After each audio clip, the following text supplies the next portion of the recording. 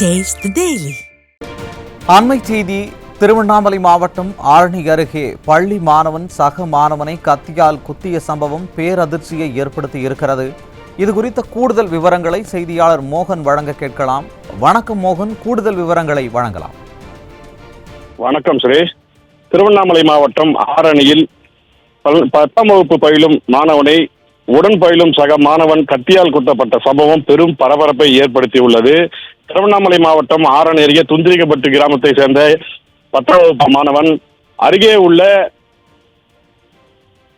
வந்தவாசி சாலை கல்லேரிப்பட்டு கிராமத்தை சேர்ந்த 10ஆம் வகுப்பு மாணவனுடன் இன்று வழக்கம் போல பள்ளிக்கு பேருந்தில் வந்து இறங்கிய போது ஆரணி டவுன் கோட்டை மைதானம் அருகே இருவருக்கும் வாக்குவாதம் முற்றி அதில் சக மாணவன் உடன் வந்த மாணவன் கத்தியால் குத்தப்பட்ட சம்பவம் பெரும் அதிர்ச்சியை ஏற்படுத்தியது. இதனையடுத்து அக்கம் பக்கத்தினர் இருவரும் மீட்டு ஆரணி அரசு மருத்துவமனைக்கு அனுப்பி வைத்தனர். தற்போது உள்ள விடியா திமுக ஆட்சியில் பள்ளி கல்வித்துறை மாணவர்களின் இது போன்ற சம்பவங்களுக்கு கைகட்டி வேடிக்கை பார்ப்பதாகவும் பெற்றோர்கள் குற்றச்சாட்டு விடுத்துள்ளனர்.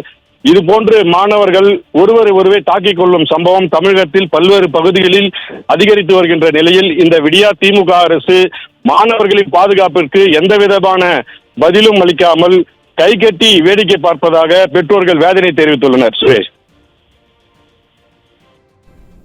கூடுதல் விவரங்களை வழங்கியமைக்கு நன்றி மோகன்.